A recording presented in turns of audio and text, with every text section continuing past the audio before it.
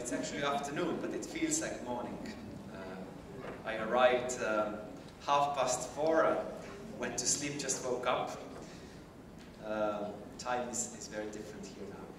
It's such a pleasure to be here in Tbilisi. I was here for the first time in May, first time in my life.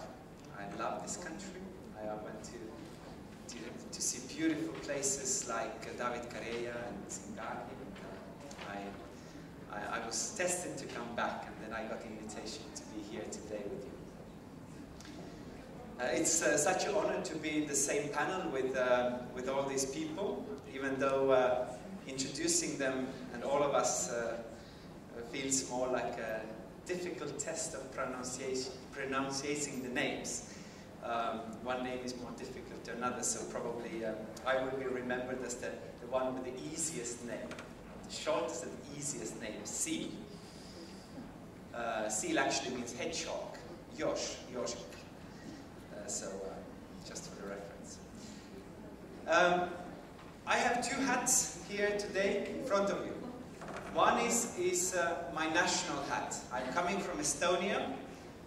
Probably all know where it is. It's a small village, size of an average Ukrainian village, up north. 1.2 million people. They're similar background, as Luciano said.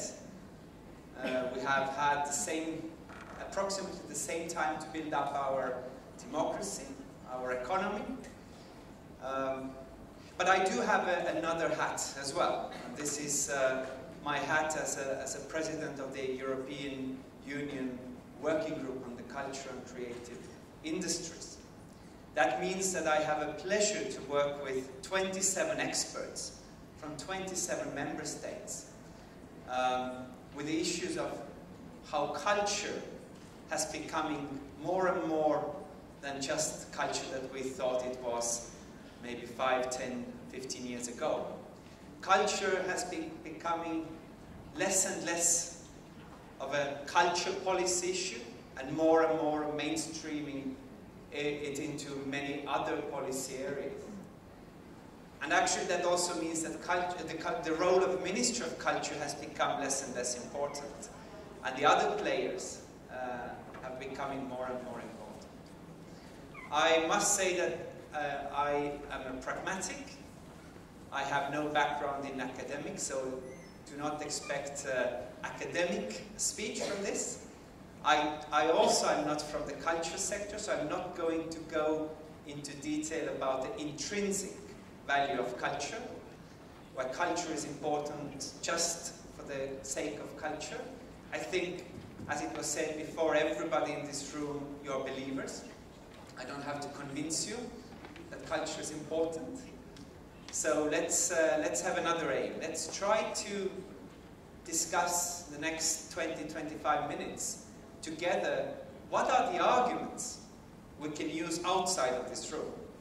What are the arguments that we can use to convince the cold-hearted business people and the people in the ministries of finance and trade and economy and regional affairs, the ones in bank, the ones with the money, to open up to us and to give culture a more important role than it is. But before I start, to talk about why culture matters and what actually happens in Europe at the moment, in the European Union, and also what has happened in my own country, I just want to kind of highlight the role of culture in the times of great transitions. I know that tomorrow's panel will talk more about the process of change, the process of transition. But as a representative of Estonia, I cannot start without just giving you a short story. Probably many of you in the room are very well aware of this story. Estonia is a singing nation.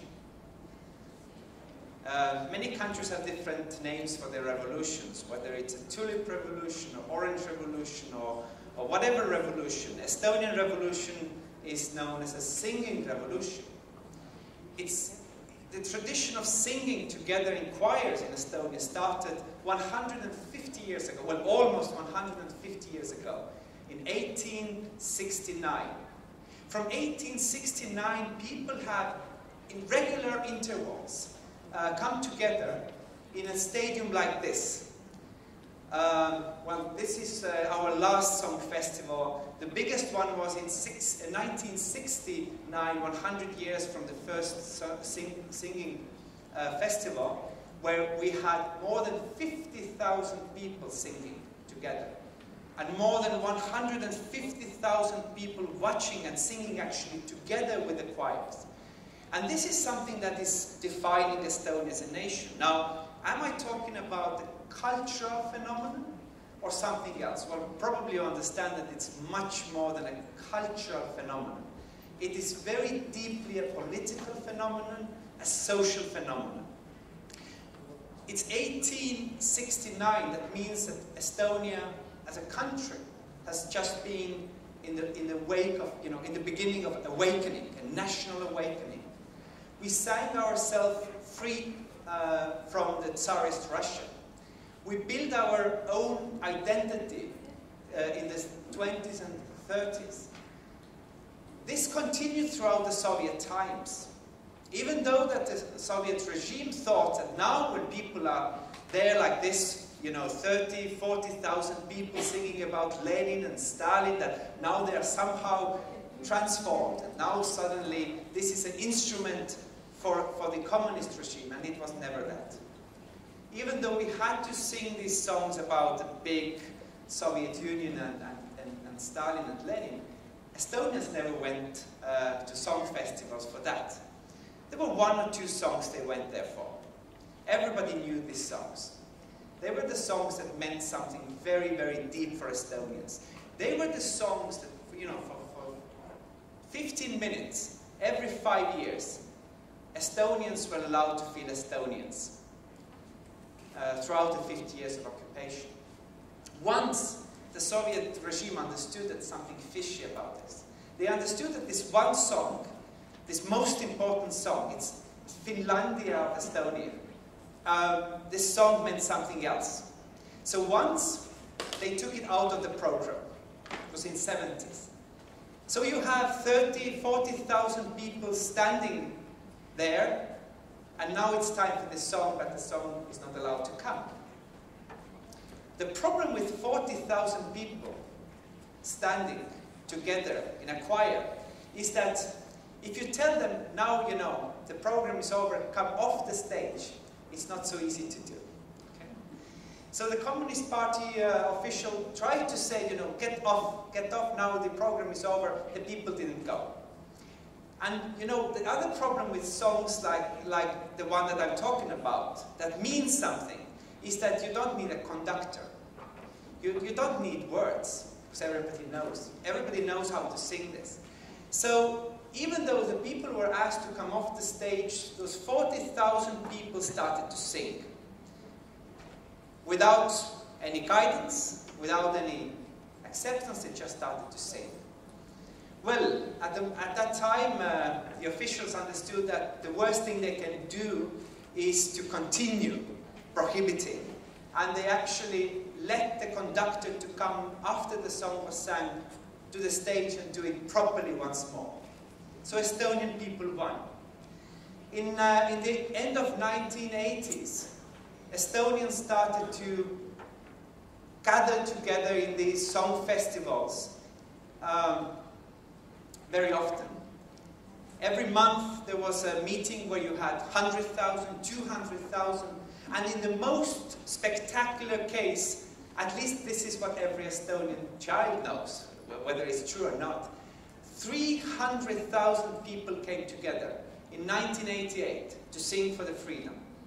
Now that means almost every third Estonian in this world came together. This is where we got the name of a singing nation and a singing revolution. We got our independence without a drop of blood. We were luckier than Latvians and Lithuanians and many other countries. So, culture is not just about music or just about singing, just about your roots and your cultural heritage. It is an instrument for a political change. And it's still going strong. We thought that now, when we are independent, there's nothing to sing against. We had been singing against the Tsarist Russia, we've been singing against the communist Russia, so what are we singing against now? And I tell you, it's now even more popular than ever before. It's cool for young people to sing, and it's cool to dance in the dance festivals. It's cool again because it's an element of Estonian. It's being an Estonian. It's a feeling of an Estonian. Probably it's good if you are coming from a very small country and you can actually have a third of your people at one stage or one ground together. But that's enough of a pathetic story about, pathetic story about culture and political change. I told you that I'm not academic, but I do work together a lot with Professor Sacco. He has done a lot of work, he's an Italian professor, and he has been working with the EU working group as well. And what he described is a very change in nature of culture that we are witnessing. He calls it culture 1.0, culture 2.0, and culture 3.0. Well, the culture 1.0 this is the kind of a traditional understanding of culture. It started long time ago, let's say in the medieval times. It was the model of patronage. There was a patron, the rich family, a rich person that paid for the artist. The culture was not part of the economic life. There was no culture market as such. It was more of a prestige issue. Of course, times changed, and instead of rich people patronizing culture, it was the government, it was the state that took over the role of patronage.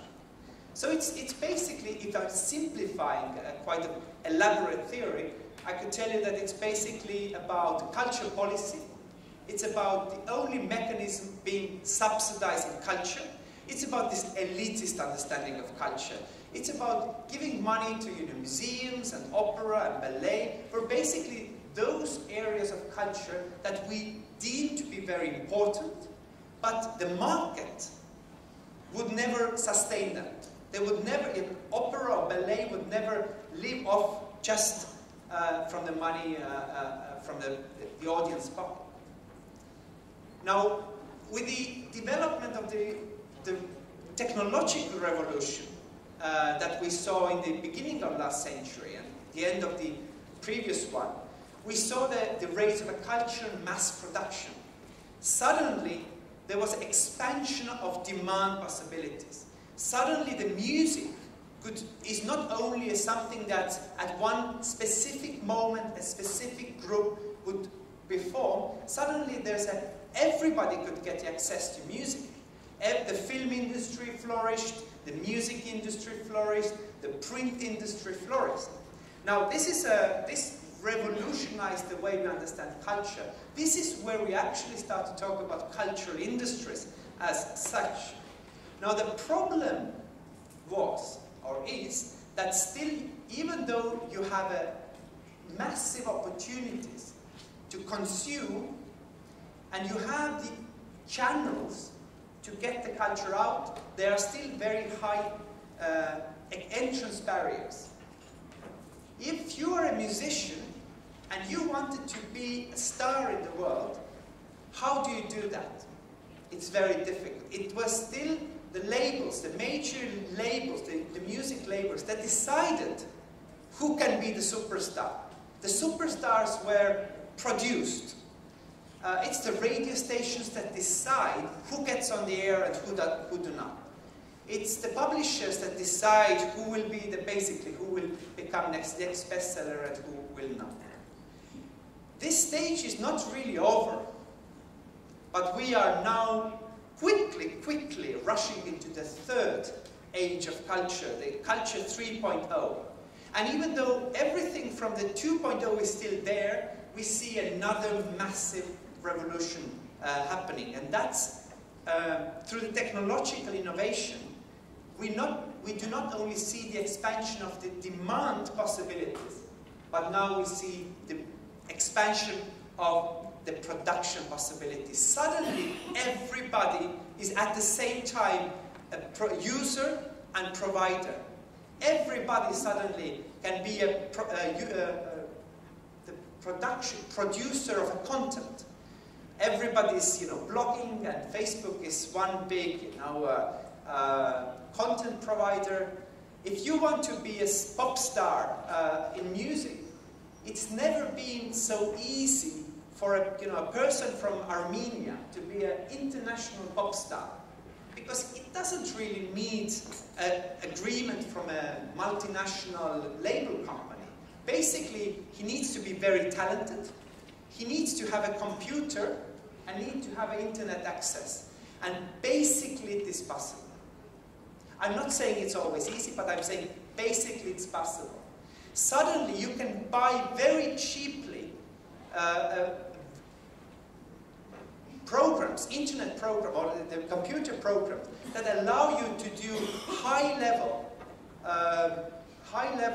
tasks that were only possible maybe 5-10 years ago for very high-paid professionals. We can all edit music, we can all edit films, we can all edit photos, etc., etc. So this is a new era that we are living. And now let's think about our culture policy.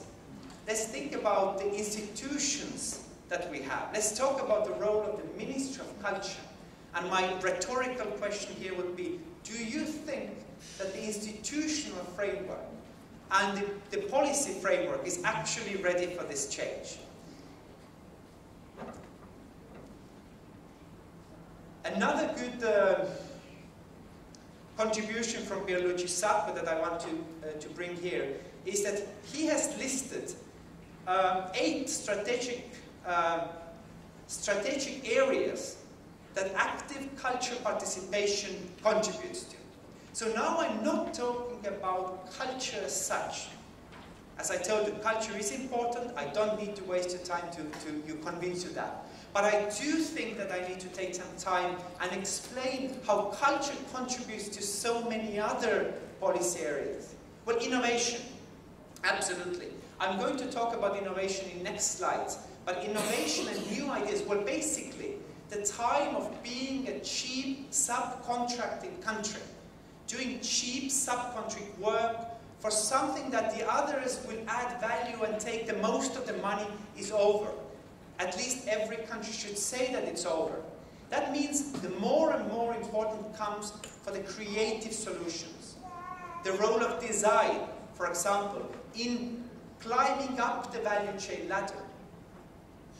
If you do not invest into culture and creative content, you will continue to do cheap work for the others. Welfare, that's a fascinating area. I do not have enough time today to go into the details, but there is in European Union a lot of research made of social welfare and even physical welfare. And one of the biggest research that Pierluigi Sacco is talking about is that there was a research made on the factors that make people feel good. What are the social welfare factors, the most important ones? And you know what they found out? They came up with more than 50 different factors, different 50 factors. And if you combine them, they understood something very significant. They understood that cultural participation, the enjoyment of culture, was listed by this extensive study as the second most important factor in feeling physically good. Second. Only the first one was having no serious illnesses. The second after being healthy was culture. Out of the small if they went even deeper, they looked at smaller areas of what exactly influences our well-being. And they found out that out of 10 major factors that make us feel good, 7 were cultural. On top of there, actually, was reading books, and actually even number 1 was jazz concerts. Italians only found out something interesting. There was only one area of culture that actually contributed to the negative feeling, welfare feeling in culture. You know what it was? It was poetry. I don't know why. Why poetry makes people feel more sad, but everything else makes people feel good. Well, I'm not basically going through many of them are absolutely self-explanatory.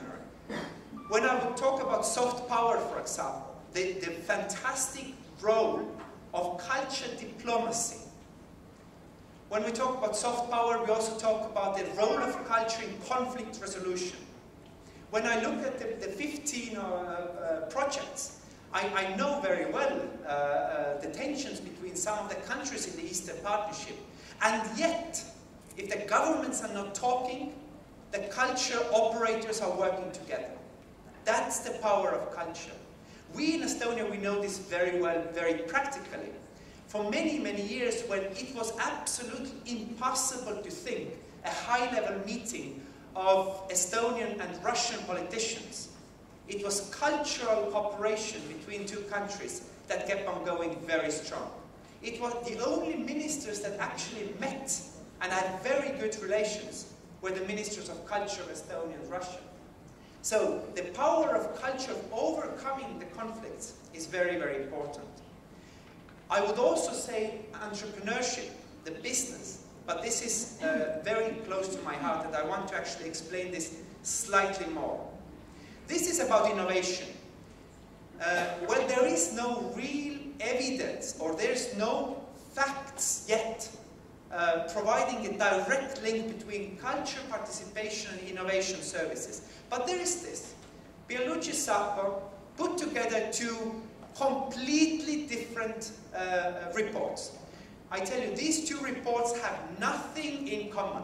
They have no similar statistics, no similar ingredients. The first one is from 2008, the European Innovation Scoreboard. This shows how well are countries doing in innovation.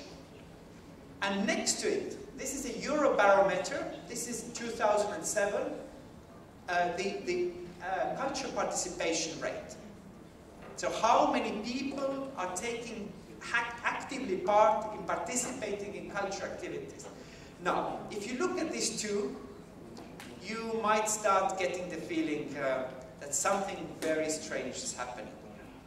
Well, if it's too complicated, just look at the last 5, okay? Look at the last 5. You see that Ireland, Italy, Spain, Greece and Portugal scored the least in culture participation. So unsurprisingly or surprisingly, these 4 or 5 are the same 5 countries that are doing the least well in innovation. And not saying that even though all this was done before crisis, that these 5 countries are also the countries that are suffering the most in Europe with the crisis. And if you look at up in the table, it shows very, very strong correlation as well. So you see, culture participation and innovation do have some kind of correlation. We need to research much more into what it is. But this, we in the culture sector, we have the gut feeling for a long time that the culture and creativity contributes to innovation. So when we talk about culture and creative industries, as I told you, I'm chairing a working group on this in Brussels. What do we mean? Well, it's very complicated. Everybody using different terminology. There's hundreds of different definitions, or at least tens of different definitions around. And the good or bad news is that there is no two European countries that have agreed on definitions. That also means that when countries come up to you and say, oh, in our country, the percentage of companies or percentage of GDP of culture is this, or ours is that, they actually are not comparable. Some countries add something in, some countries do not add something. Now, but this is how we in Estonia understand it. We are very pragmatic. I'm not a definition guy. I'm not very much a statistic guy either. I think the statistics are for non-believers. But And the good news is that in Estonia, when we started in 2003, 2004, Estonian politicians didn't really need to be convinced. In Estonia, the government, the political class, I'm not politician, so I could be very critical on politicians, but I can tell you that in Estonia, the politicians are very eager to jump on board of new things. They had a good examples before that. Estonia is a home for the headquarters of Skype. Skype was founded in Estonia. So there's always been this entrepreneurial, this young people, startups, new ideas, new business models. And also they believe that the country size is not an obstacle. Vice versa. Estonians think that the fact that Estonia is so small is a positive thing, because we cannot think that we can rely on our inner market. You cannot build a business model in Estonia for only servicing your own country. You will be dead before you start. So everything we do, it needs to have international dimension. So in the heart of creative industry is culture. There are people that want to forget about this. They are wrong. You cannot have sustainable, living, viable, innovative creative industries without heart of that, the core art fields. What does it mean? It means a classical culture, it means classical music, it means opera, ballet, it means performing arts, theater, etc. These are the people, the creative people. These act as magnet that magnetize the rest of the talent close. Next to core creative fields, we have culture industries.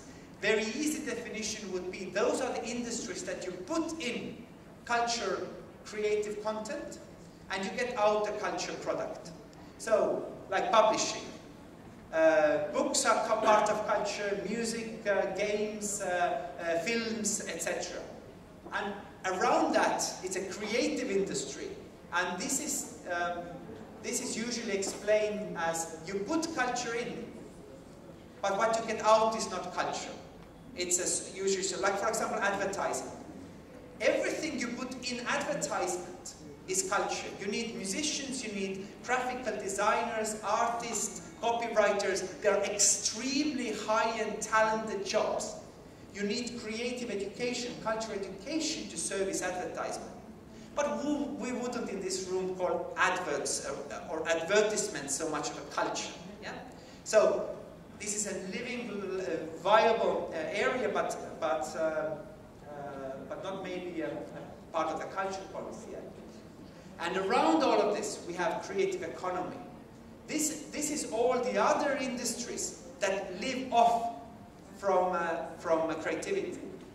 Everybody wants to bring an example of iPhones, iPods, iPads. Yeah? So what drives the technological innovation behind this? Is it that they are making a new revolutionary idea in technology, and we start to then figure out how can we use it? No. It has been said already for quite a long time that the audience's desire for content actually pushes and drives the technological innovation. The fact that people need to carry on music and listen to podcasts and play games and be socially connected all the time require new and better technology all the time. Anyway, so what are the numbers in Estonia? How can we make our other ministries listen? Well, in Estonia, according to 2009 statistics, almost every 10th company was part of the sector that I was describing. Almost every 10th company. Now you can talk your Minister of Trade, Economy, or I don't know how it's called in your country, hours and hours about the beauty of theater performance. It doesn't take you far. If you tell them that culture is not anymore what it was called, maybe you know this term, a spending industry. Culture was always considered as a beggar, always hand in front and give us money.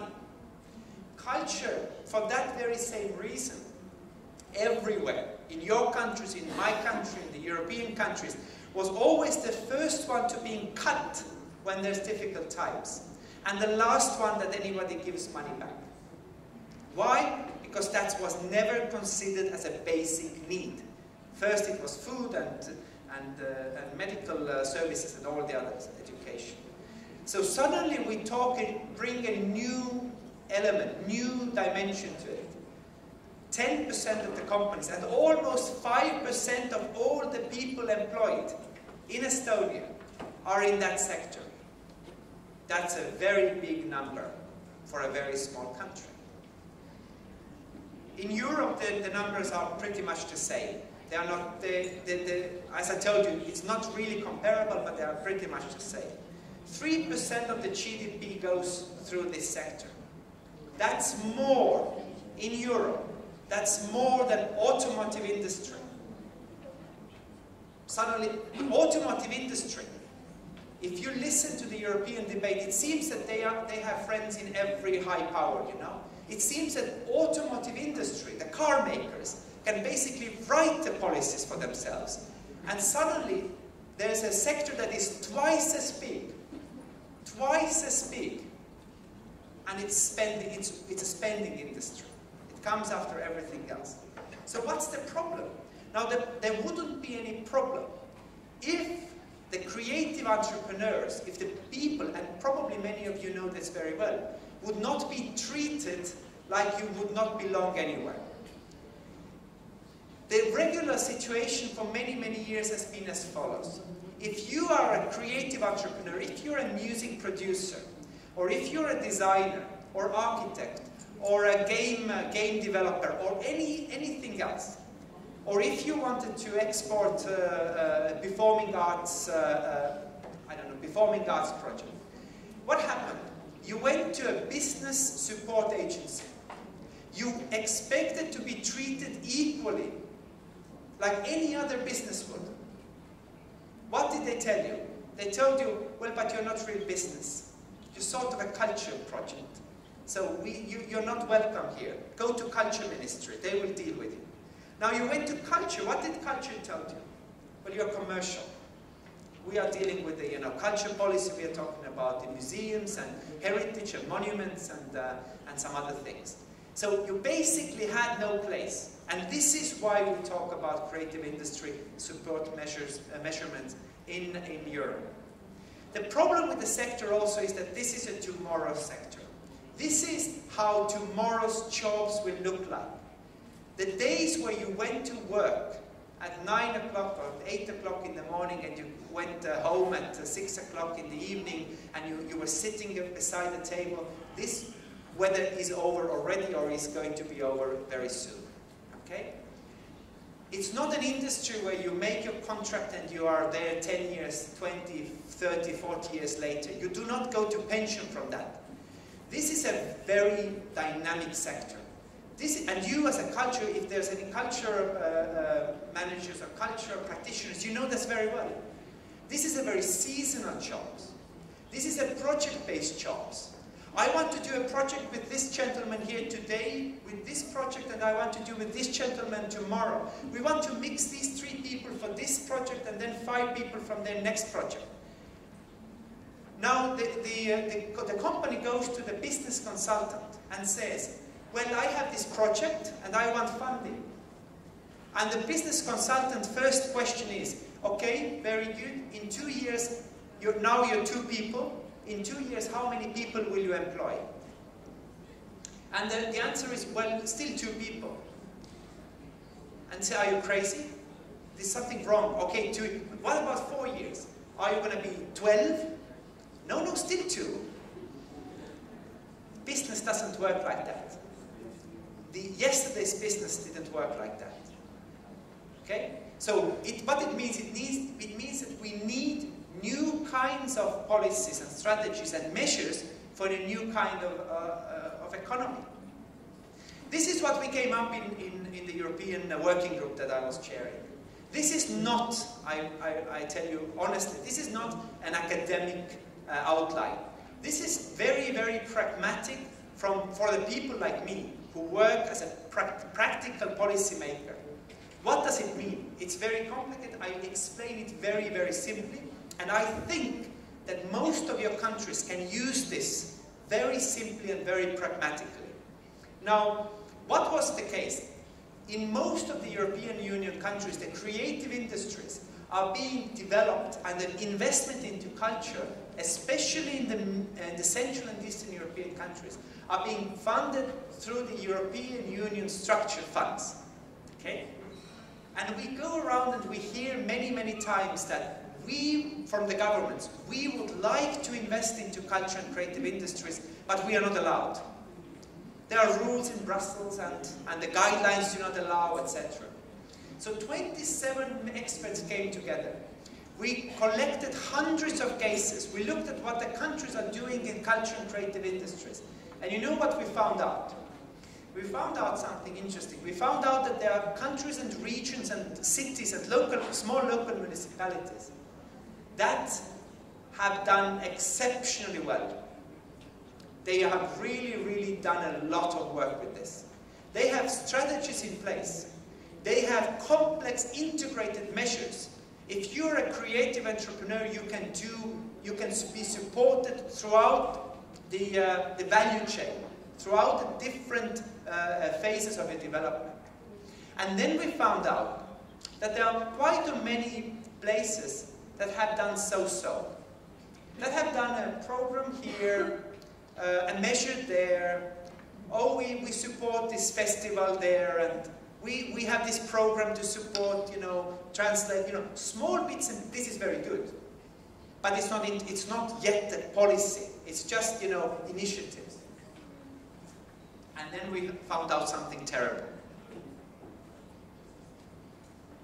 We found out that there are alarmingly many places in Europe, governments, local municipalities, regions, that have done very, very little or practically nothing. So we were asking, if with the same money, the same space, there are those that have been doing so well and those that have done nothing, what's the difference? What's the reason? And we figured out that probably it's about awareness raising. Probably these people do not understand what we talk about. So we came up with this. This is a result of putting together hundreds of case studies. Okay? And this is kind of a model that helps you to diagnose the health of the creative industries in your country. We understood something. We understood that if I would go to a place that knows nothing about creative industries, and I would tell them that you should set up a measure to facilitate the access to finance, and I would recommend to set up a creative business incubator, they would look at me and send me out of the door right away. Okay? So I cannot go with this. Why? Because there's not preconditions necessary yet established. So the first layer that you see there, it's a preconditions. This is, you need to have at least this minimum to be able to talk the same language, to understand what we talk about. Almost every country in Europe that have done something with the creative industries have started with mapping. It means to know what is there, what is the potential in your country, in your region, in your city. What are the strengths and what are the weaknesses? Is it actually worth giving money to the city's audiovisual sector?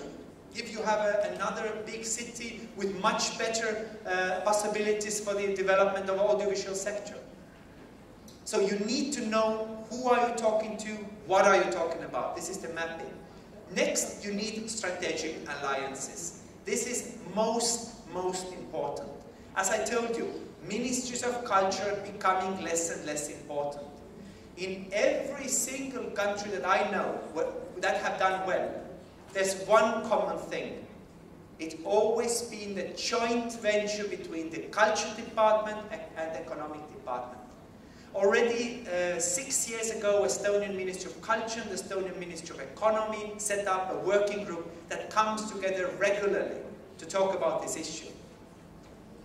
I've even said that the simplest game of diagnosis, simplest task to know how things are going in your country is to ask one question from a person from Ministry of Culture. One person, one question. And the question would be, do you have, at the very moment, in your mobile phone, a contact person and number of your colleague in the Ministry of Economy? If the answer is no, I don't have the number, I don't even know the name of the colleague, then there's a long way